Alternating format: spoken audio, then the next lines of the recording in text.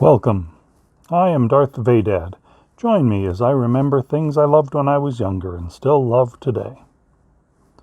Did you know Paul McCartney wrote a movie? No, I'm not talking about Magical Mystery Tour, the Beatles' freeform carnival bus trip to nowhere shown on British TV in 1967.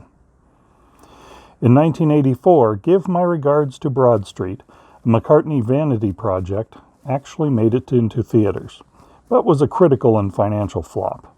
McCartney himself wrote the screenplay, which he is said to have compiled from a collection of notes and ideas he would jot down while being driven to work. The plot was understandably weak, but the music was actually pretty solid, despite the soundtrack being mostly filled out with new performances of previously recorded songs, from Beatles tunes Good Day Sunshine, Yesterday, Here, There, and Everywhere, For No One, Eleanor Rigby, and The Long and Winding Road, to Wings and solo songs like Silly Love Songs, Wanderlust, Ballroom Dancing, and So Bad. The film opens with McCartney and his chauffeur stuck in traffic on a rainy day in London. Paul seems to begin to daydream, and away we go. In the dream, Paul drives a customized car with a computer that tells him his day's schedule. The famously workaholic Macca is even booked solid in his daydreams. After a phone call from his manager, played by Brian Brown, Paul zips through country roads and city streets at something approaching light speed to get to the office. Bankers and corporate bad guys are lurking about, waiting to scoop up Paul's company if his team can't find the valuable master tape for his new album. The tape had been entrusted to an ex-con who went missing the night before.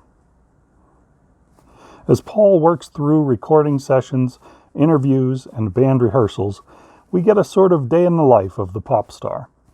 Along the way, we meet his drummer, played by none other than Ringo Starr. Ringo gets a few silly moments in the film, but is mostly underused.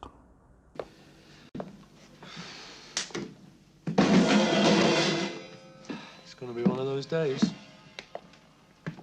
We also meet a journalist played by Ringo's wife, Barbara Bach, and assorted other characters, including Paul's wife Linda and the missing ex-con Harry, seen in flashbacks and further dreams within the dream. Harry's girlfriend is played by a young Tracy Ullman. Big Bob, a bootlegger who definitely didn't buy the tape from Harry, is played by a professional wrestler known as Giant Haystacks in England, and later as Loch Ness when he worked in Canada and the United States. Even famed Beatles producer George Martin and recording engineer Jeff Emmerich make appearances in the movie as a producer and engineer. Martin produced the soundtrack and provided arrangements and orchestrations for the songs. His Air Studios logo can be seen on the headphones Paul uses during the recording session segment. At the entrance to Elstree Studios, a place where both Paul and the Beatles filmed many times, the singer has an entertaining encounter with a gatekeeper. Here, mate, stick your moniker on there, will you? My wife likes your music. I don't. But I'll get lynched if I goes home without it. That mightn't be such a bad idea. You're right. That's the spirit. Keep it up. Throughout the movie, the threat of takeover by the bankers and investors looms, distracting Paul and making him drift off into further daydreams.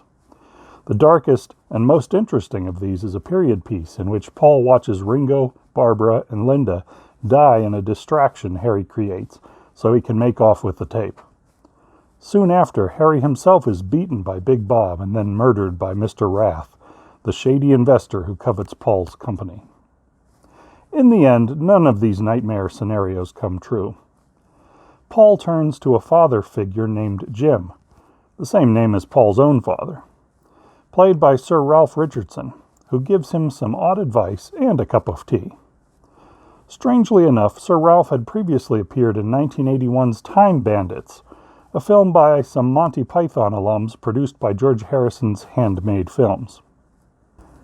As the final hours slip away, Paul drives through the streets, searching in vain, until he remembers Harry had mentioned Broad Street Station.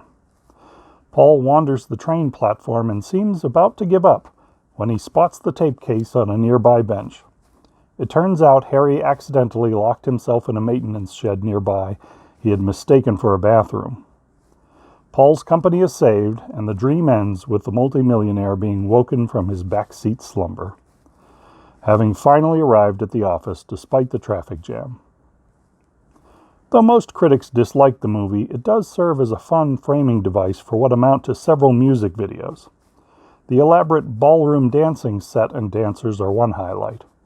Silly Love Songs features lots of white face paint, wigs, and suits, as well as a robot dancer. 3 new songs all included negatives in their titles: No Values, Not Such a Bad Boy, and No More Lonely Nights, the latter of which was nominated for both Golden Globe and BAFTA awards. All in all, the best part of the film is definitely the music. Even casual Beatles or McCartney fans should check out the soundtrack. If you enjoyed this trip down memory lane, tap the like button and subscribe for more Darth Vadad videos, or consider joining my Patreon page at www.patreon.com/DarthVadad. Thanks for watching, and have a great day.